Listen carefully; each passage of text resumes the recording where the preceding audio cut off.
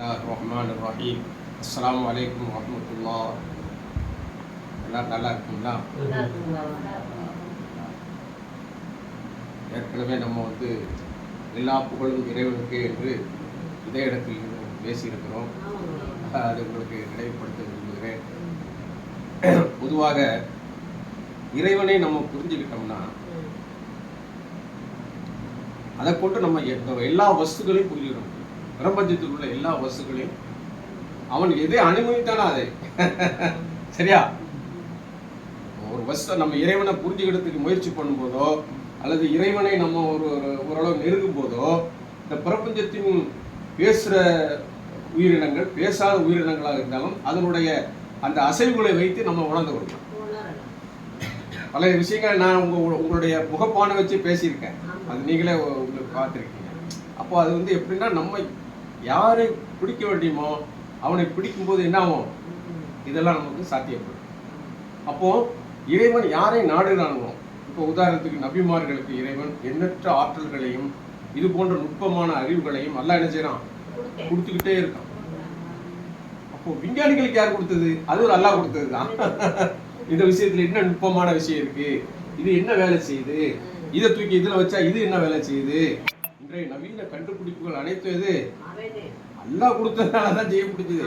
அப்போ அல்லாஹ் இல்லைன்னா யாருக்கும் எந்த மனிதனுக்கும் சரி விஞ்ஞானமும் சரி மெஞ்ஞானமும் வேலை செய்யாது. சரிதானா? ஆமா. அப்போ விஞ்ஞானத்துக்கும் விஞ்ஞானம் சகல கலைகளுக்கும் யாரு? இறைவன் தான் அடிப்படை. இதை நமக்கு சொல்லி தந்ததுதான் ரசூலுல்லாஹ். எல்லாத்துக்கும் குருவான அல்லாஹ், நபிமாருக்கு குரு, வலிமார்களுக்கு குரு, எல்லா ஜீவராசிகளுக்கும் இறைவன் தானே குரு. குருனா குருமார்களுக்கு குரு. ரசூலுல்லாஹ்வோட குரு யாரு? அல்லாஹ் தானே எனக்கு குருவை சொல்லி தர்றான். நபிமார்கள் எல்லாருக்கும் அவங்க தானே. அப்போ அந்த குருமார்களுக்கு அல்லாஹ் என்ன சொல்றான், நீங்க ரெஸ்பெக்ட் கொடுங்க, அப்பதான் என்னுடைய ராசி உங்களுக்கு கிடைக்கும். புரியுதா? இது புரியாம தான் ஜனங்க என்ன பண்ணுது, அல்லாஹ் உயர்த்தணும்னா உன்னால அல்லாஹ் உயர்த்தவும் முடியாது, அல்லாஹ் தாழ்த்தவும் முடியாது. உன் புகழ்ச்சியை கொண்டு அவன் உயர்ந்து விட போதும் இல்லை, உன் இகழ்ச்சியை கொண்டு அவன் தாழ்ந்து விட போதும் இல்லை. என்றும் நிலையானவன், என்றும் நிரப்பமானவன், என்றும் பரிபூர்ணமானவன்.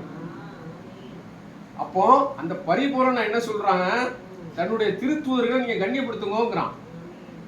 குர்ஆன்ல என்ன சொல்றான், வைன் குன்தும் துஹிப்புனல்லாஹ ஃபத்தபிஊனி சொல்லிட்டு சொல்றான், நீங்க அப்படி கடைப்பிடிச்சு அவரை கண்ணியப்படுத்தினா உண்மையிலே என்ன நேசிக்கிறதா இருந்தா யார என்று நபியை நேசிச்சு அவரை பின்பற்றுவோ. இறைவனை நீங்க பின்பற்ற முடியுமா? அதனாலதான் அல்லாஹ் சொல்றான், என்ன நீ நேசிக்கிறதுனா என்ன, நீ பிரியப்படுறது உண்மையான என் நபியை பிரியப்படு. அப்ப நபியை ஒருவர் பிரியப்பட்டுட்டா அவனுடைய செயலாம் நபியோட செயலாயிடும். அங்க செய்தா வர மாட்டான். எப்ப நபியை விட்டு நீ தூர மாறியோ அப்ப அங்க யார் வருவா? சைத்தான் வந்துருவான். அப்போ செயல் பூரா என்ன ஆகும், சைத்தானியத்தா ஆயிடும். இப்போ சுல்தானியத்துல இருந்து சைத்தானியத்துக்கு நீ போயிடுவ. ஒரு நல்ல தண்ணி வருது, நல்ல மணல்ல ஓடும்போது அள்ளி குடிச்சிடலாம், சாக்கடையில ஓடுனா அதே தண்ணி தான். இதை புரிஞ்சுக்கணும். நீங்க தண்ணி ஒண்ணுதான், அது இருக்க இடத்தை பொறுத்து அதுக்கு பேர் மாறுது. இங்க வந்தா இதுக்கு என்ன குடிக்கிறது தண்ணி, சாக்கடையில கலந்தா அது சாக்கடை ஆயிடும். சைத்தாங்கிறது என்னது? சாக்கடை. அப்படிதானே?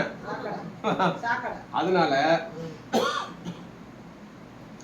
சுல்தானிய தன்மையை வளர்த்துக் கொள்ளதான் நபிகள் நாயகம் நமக்கு என்ன செய்திருக்காங்க, இந்த உலகத்துக்கு வழிகாட்டி இருக்காங்க. இறுதி தூதரா எல்லா மக்களுக்கும் அவர்கள் எல்லாரோடையும் பழகினார்கள். அவருடைய நபி வாழ்க்கை இருக்கிற 40 வருஷம் அவங்க நபி தான். அவங்க பிறந்ததுல நபி சொல்றாங்க, ஆதம் அலைஹிஸ்ஸலாம் உடலுக்கும் ரூவுக்கும் இடையில அவங்க தயாரிப்புல இருக்கும் போதே, ப்ராசஸ்ல இருக்கும் போதே அல்லாஹ் என்ன நபியாக இருக்கிறான், நபியாக வைத்திருந்தான்ங்கிறாங்க. அப்போ முதல்ல வெளிப்பட்ட ரசூலுல்லாஹ்வுடைய அந்த ரஹ்மத்துனா என்ன? அருக்குடை. அருக்குடை இருந்தா தானங்க இன்னொன்னு உருவாக்க முடியும். அப்போ அல்லாஹ் முதல்ல என்ன செய்தான், அருக்குடையை வெளிப்படுத்துறான். அதுல இருந்து அணுவுல இருந்து அண்டாசராசன் அனைத்து படைக்கும். புரியுதா? அப்போ ரஹ்மத்துலில் ஆலமீன் அல்லாஹ் அதுக்கு தான் அது பேரை வச்சான். ரசூலுல்லாஹ் இல்லா ரஹ்மத்துலில் ஆலமீன், அல்லாஹ் அகில உலகத்துக்கும் அருக்குடையாக அன்றி உம்மை நான் அனுப்பவில்லை, படைக்கவில்லைங்கிறான். அப்போ எப்போ இருந்தா நபியா இருக்கிறாங்க, எப்போ ஆதம் அலைஹிஸ்ஸலாம் படைக்கிறதுக்கு முன்னே நபியா இருக்காங்க. அப்ப எல்லா நபிமார்கள் காலத்திலையும் இவர்களுடைய அந்த தஜல்லி இருக்க எல்லா நபிமார்கள் முதுகுலையும் இருந்ததாக எல்லாம் எடுத்து சொல்றாங்க. அவங்க அந்த தக்வா அந்த ரசூலுல்லாவுடைய அந்த அருளை கொண்டுதான் அந்த நபிமார்கள்லாம் இயங்கி இருக்காங்க. அதனாலதான் அல்லாஹ் ஆலமுல் அருவாகளை கேட்டான், எல்லா நபிமார்களுடைய அருவாகளை கூப்பிட்டு குரான்ல இது இருக்கு, நான் இந்த மாதிரி இறுதி நபி அனுப்ப போறேன், அவருக்கு நீங்க சாட்சி சொல்லி அவருக்கு ஒத்துழைப்பா இருப்பீங்களா? கண்டிப்பா இருப்பையா அல்லாஹ் அப்படின்னு சொன்னாங்க. இப்ப அல்லாஹ் சொன்னா அதுக்கு நான் தான் முதல் சாட்சி, நீங்களும் ஒரு சாட்சி. அவர் என்ன செய்யணும்? கண்ணியப்படுத்தணும், ஒத்துழைப்பு கொடுக்கணும், அவளை உறுதிப்படுத்தணும். அல்லாஹ் சத்தியம் வாங்கினான்.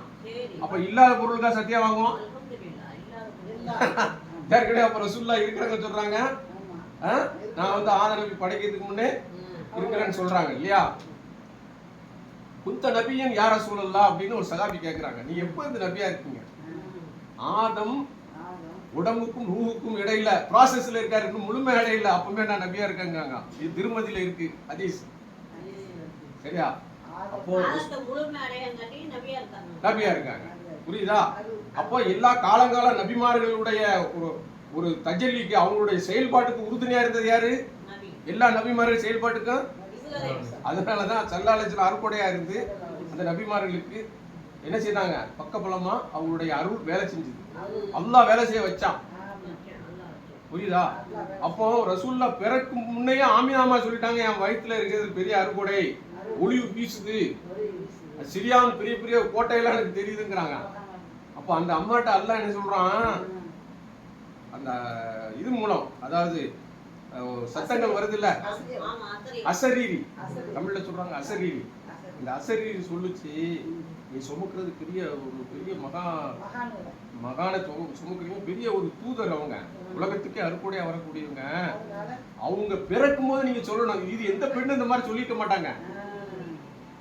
பிரபஞ்சத்தினுடைய அனைத்து தீங்குகளிலிருந்து என் குழந்தைக்கு நான் பாதுகாப்பு தேடுகிறேன்னு சொல்லுங்கட்டாங்க. இது சொல்ல சொன்னா அல்லாஹ் அசரீர்ல சொல்ல சொல்லி, அப்ப பிறக்கும் போதே அல்லாஹ் பாதுகாப்பு தன் தாயை வச்சு அல்லாஹ் தேட சொல்றான்.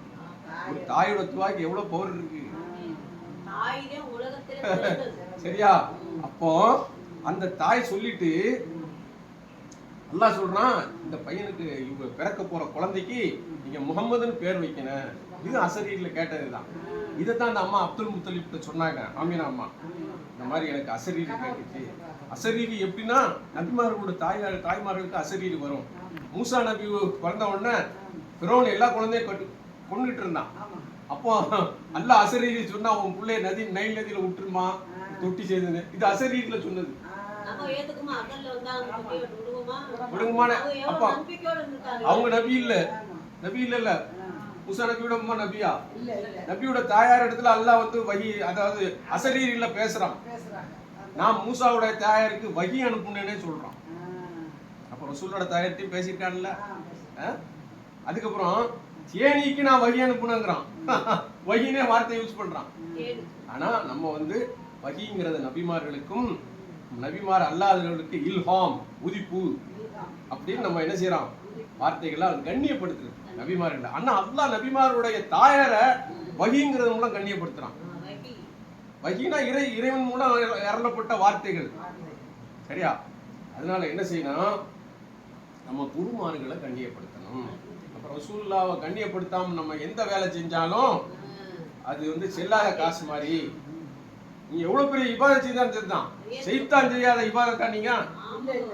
அல்லாஹ் வணங்காத இடமே கிடையாது. ஆனா அவன் ஆதம கண்ணியப்படுத்தல, மாட்டிக்கிட்டானா?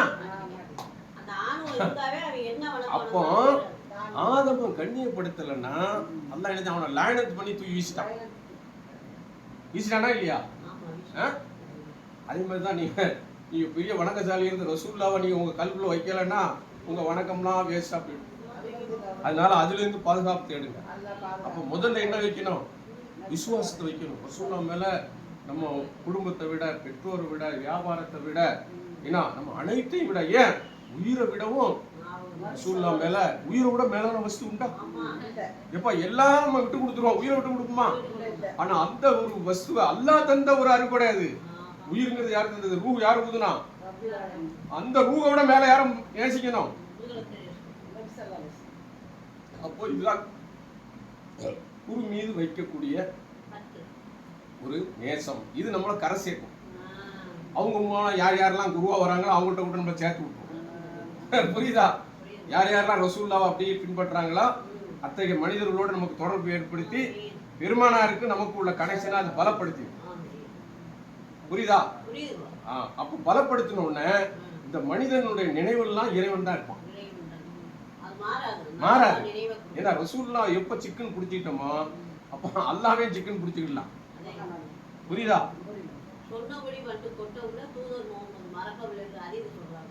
அதனால நீங்க என்ன பண்ணணும்னு சொன்னா நம்ம நினைவெல்லாம் ரசூல்ல நம்ம என்ன செய்யணும், நினைக்கும் போது நம்ம ரசூல்ல ஒருத்த பிடிச்சிட்டா அவர் தப்பான வழிக்கு போக மாட்டார்.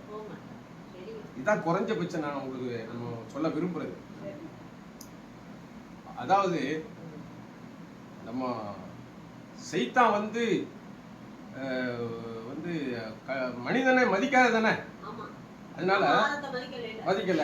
நம்மளும் என்ன செய்யணும், சைத்தான் வழியை பின்பற்றக்கூடாது. எல்லா மனிதனும் என்ன செய்யணும், ஆதமுடைய சந்ததி தானே. எல்லா படைப்பும் யார் படைப்பு? அல்லாஹ்வுடைய படைப்பு தானே. அதை நம்ம அத்துமீறக்கூடாது. வரம்பு மீறுறவர்களை இறைவன் நேசிப்பதில்லை. அப்ப நான் முஸ்லீமா இருக்கேன்னு சொல்லிட்டு வரம்பு மீறலாமா? வரம்பு மீறினா முஸ்லீமா இல்லையே.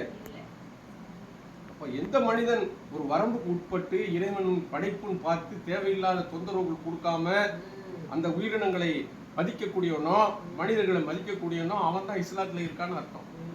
அப்படிதானே? இஸ்லாத்துல இருக்கான்னு அர்த்தம். அதனால எந்த ஒரு நேரத்திலையும் நம்ம என்ன செய்யக்கூடாது, யாருக்கும் நோவினை கொடுத்துடக்கூடாது. கரத்தாலோ நாவினாலோ என்ன செய்யக்கூடாது, மடுத்த மனிதர்களுக்கு நோவினை கொடுத்துடக்கூடாது. அப்போ அந்த அளவுக்கு நம்மளை பாதுகாக்க இறை தொடர்பு நம்மளை நோக்கி வரும்.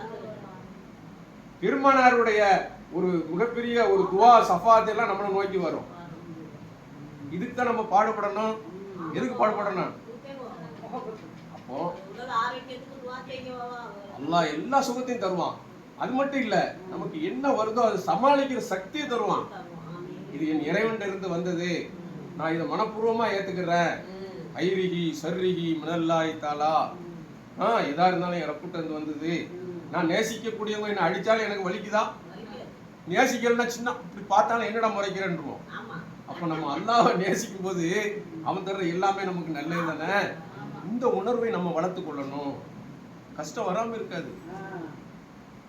இன்னமால் உசுரி உசுரன் இன்னமால் உசுரி உசுரா, இன்பமும் துன்பமும் கலந்துதான் இருக்கு. யாரும் ஒரே அடிக்கு இன்பத்தையும் அனுபவிக்க முடியாது, யாரும் ஒரு அடிக்கு துன்பத்தையும் அனுபவிக்க முடியாது. புரியுதா? அப்ப இன்பம் இல்லாம துன்பத்தையும் தெரிய முடியாது, துன்பம் இல்லாம இன்பத்தையும் அறிய முடியாது. அப்ப இறைவன் இரண்டையும் இறைவன் என்ன கலந்தே வச்சிருக்கான். புரியுதா? அப்ப நம்ம என்ன செய்யணும், இன்பம் வரும்போது ரொம்ப துள்ளிடவும் கூடாது, துன்பம் வரும்போது தோன்றவும் கூடாது. ரெண்டும் ரப்பிட்ட இருந்து வந்தது, அவன் இதை சரி பண்ணுவான், அவன் மேலே நான் தவக்கல் வச்சிருக்கேன், அவன் மேலதான் என்னுடைய நம்பிக்கை, இதை எங்கள் நபிகள் நான் எனக்கு சொல்லி தந்திருக்காங்க அப்படின்னு நம்ம என்ன செய்யணும், கல்வில பதிய வைக்கணும். அது மட்டும் இல்ல, ரசூலுல்லாஹி ஸல்லல்லாஹு அலைஹி வஸல்லம் சொன்ன ஒவ்வொரு வார்த்தைகளும் மனிதனை அற்புதமான ஒரு இடத்துக்கு கொண்டு சேர்க்கக்கூடியது. புரியுதா? ஏன்னா அவர்கள் இணை வைக்காதீர்கள் ஏன் சொன்னாங்க? உன்னை படைச்சி ஒண்ணுமில்லாத ஒரு விஷயத்துல இருந்து உன்னை உண்டாக்கி உன்னை மனுஷனாக்கி உலகெல்லாம் கொடுத்து கண் பார்வை எல்லாம் கொடுத்து உன்னை உள்ளே இயக்கி அந்தரங்கத்திலே இயக்கி வெளிரங்கத்திலே இயக்கி உன் நினைவில் நின்று ஆடக்கூடிய இறைவனை நீ அறியாமல் இருக்கக்கூடாதுங்கிறத உன்னோட இருக்கிறான், பிறடி நரம்போட சமயமா இருக்கான், நீ அறியாம இருக்க, உன் நினைவோட கலந்துருக்கான், உன் நினைவு நெளியறதுக்கு முன்ன அவன் அதை தெரிஞ்சுக்கிறான். எண்ணங்கள் புதிய மாறதுக்கு முன்னே இறைவன் உன் எண்ணத்தை அறிந்து கொள்கிறான். அதான் பீரப்பா சொல்றாரு, எனக்கு முன்ன நீ தெரிஞ்சுக்கிறியப்பா என்ன, எனக்கு நீ நல்ல, எனக்கு எல்லாமே தான் கேட்கிறாங்க பீரப்பா. தக்கலையில் வாழும் தவஞான பீர்மும் தப்பா. ஏன்னா எல்லாம் மறந்து என் நினைப்புக்கு முன்ன என்ன அறிஞ்சவன் நீ தான், என்ன விட என்ன அறிஞ்சவன் நீ, நான் கூட என்ன அறியல, எனக்கு என்ன தெரியுது, உள்ள என்ன நடக்குன்னு நமக்கு தெரியல. அப்ப எல்லாம் அறிஞ்சவன் யாரு? அல்லாஹ். அப்ப அல்லாஹ்வை நெருங்கணும்னா நம்மளை சரியா பரிசுத்தமாக்கணும். ஏன் இணை வைக்க கூடாதுன்னா, பிரபஞ்சத்தெல்லாம் இயக்கக்கூடிய இந்த இறையாற்றல் தான் நம்மளே இயக்கிட்டு இருக்கு. அப்ப இந்த ரெண்டுக்குள்ள ஒற்றுமை எப்போ வரும்? நம்ம ரசூலுல்லாஹ்வுடைய சொல் செயல் அங்கீகாரம் எல்லாத்தையும் எடுத்து நடக்கும்போது இந்த ரெண்டுக்கு ஒரு கனெக்ஷன் ஏற்பட்டுரும். அந்த பிரபஞ்ச இயக்குறது தான் நம்மளே இயக்குது, பிறடி நரம்பு கூட சமயமா இருக்கு, இதயத்தை சூழ்ந்து இருக்கு. இதெல்லாம் குரான்ல இருக்கு. மனிதன் இதயத்தை சூழ்ந்து இருக்கிறான்னு தான் வருது. எப்படி வருது? மனிதனுடைய ஒவ்வொரு மனிதனுடைய இதய, ஆனா மனிதன் அதை அறியறது இல்லை. அவன் கெட்ட சேவாத்தினால மனிதன் என்ன செய்யறான்? தன்னுடைய சகவாசத்தினால கெட்டு போறான். அலக்கல் இன்சான ஃபி அஹ்ஸனி தக்வீம் சும்மா ரததுனாஹும் அஸ்ஃபல ஃபி சாஃபிலின். நான் அழகான முறையில தான் படைச்சேன் எல்லா மனுஷனையும். ஆனா அவன் கெட்ட செயல்னால கேடிலும் கேடு கெட்டு போனானே, வீணா போனானேன்னு எல்லாம் வருத்தப்படுறான். என்னதான் புரியுதா? சாஃபிலின் ஆயிட்டான், நன்றி கெட்ட தினமா அவன் மறந்து போயிட்டான். என்ன இறைவனை மறந்து செயல்பாடுகள் செய்யும் போது அவன் என்ன நினைக்கிறான்? இவன் வந்து இப்படி நம்ம படைத்து நம்மள வணங்க தானே படைத்தோம், இப்படி வீணா போயிட்டான்னு அவனே கவலைப்படுறான். அந்த வணங்குறது யாருக்கு நன்மை? அவனுக்கு நன்மை. அவனுக்கு ஒன்றும் இல்ல. உனக்கு வணங்க சொல்றதும் உனக்கு நன்மைக்கு தான் உனக்கு சொல்லி இருக்கு. எல்லா கடமைகளும் உனக்கு நன்மையாக முடிய வேண்டும், நீ நல்ல விதமாக வர வேண்டும் என்பது அதனுடைய நோக்கம். அப்போ இதை விட்டுட்டு வெளியில எதையும் கடவுளா நினைச்சிடக்கூடாது. உனக்கும் இறைவனுக்குள்ள தொடர்பை தவிர்த்து வெளியில ஏதாவது இதான் கடவுள் அதான் கடவுள், அது ஒரு மனிதன் ரசூல்லாவே நம்ம கடவுள்னு சொல்ல மாட்டேங்க இல்லையா? அப்போ அதைத்தான் நம்ம ரசூல்லா படிப்பிக்க வந்தாங்க. என்ன சொன்னாங்க? நம்ம உள்ள இருக்கிற இருதயத்தில் இருக்கிற பிறடியில சமீபமா இருக்கிற பிரபஞ்சமெல்லாம் இருக்கிற இறையாற்றல் ஒன்றுதான். அதை விடுத்து நீங்க என்ன செய்யக்கூடாது? வேறொன்றை கடவுளா தேர்ந்தெடுக்க கூடாது. இதுதான் இஸ்லாம் சொல்லுகின்ற ஒரு பகுத்தறிவு பாடம். சரியா? இந்த பகுத்தறிவு வழியில இருக்கும்போது தான் இறைவன் நினைச்சுவான். நம்ம ஏற்கனவே பிறக்கிறதுக்கு முன்னே இறைவனோட தானே இருந்தோம், பிறக்கும் போதும் இறைவனுடைய அருளால தானே பிறந்தோம். அவன் தான் நமக்கு எல்லாம் செஞ்சான் தாய் வயிற்றுல. வெளியே வந்தோடனே எல்லாம் செஞ்சது யாரு? வெளிப்படையா அம்மா அப்பா இருந்தாலும் இங்க எல்லாம் படைச்சு வச்சு நமக்கு தந்தது யாரு? இறைவன் தானே. அப்ப அவனுக்கு நம்ம எப்பவும் நன்றி செலுத்தவனா இருக்கணும். எப்பவும் அவனை நினைவுல வச்சு நம்ம இப்ப இருக்கும்போது நம்மளோட அவன் வந்து கனெக்ஷன்ல இருக்கு போய் தான் நம்ம ஏங்கிட்டு இருக்கோம். இந்த பிரபஞ்சம் ஏங்கிட்டு இருக்கு. இதெல்லாம் உணரணும். உணர்ந்தா நம்ம மூத்தா போனாலும் நம்ம கூட தான் இருப்பான். எங்க போவான்? எங்க விட்டு நம்மளை விட்டு எங்க போவான்? அவனை விட்டு நம்ம எங்கேயும் போக முடியாது. அப்போ அல்லாஹ் தஆலா எப்பவும் நம்ம கூட இருக்கிறான், விரட்டி நரம்போட சமீபமா இருக்கான். இந்த உலகத்திலே ஒருத்தவன் பாடம் பண்ணிட்டா அவன் மூத்தா போனாலும் இங்க அல்லாஹ் விட்டு எங்க போவான்? பிரிய முடியாது. இதுதான் நீங்க பாடமா எடுத்து உங்க வாழ்க்கையில நீங்க செய்யணும், செயல்படணும்னு நான் அன்பா கேட்டுக்கிறேன். மனசால ஃபீல் ஆயிட்டா நமக்கு எல்லா கதவுகளும் ஞான கதவுகளும் திறக்கும். இதை சுத்தம் பண்ணாம எவ்வளவுதான் நம்ம வணங்கினாலும் எந்த கதவும் திறக்காது. அதனால நீ அல்லாஹ் மேல நம்பிக்கை வைக்கணும், உன்னோட ரசூலுடைய பாதைகளை பின்பற்றணும்.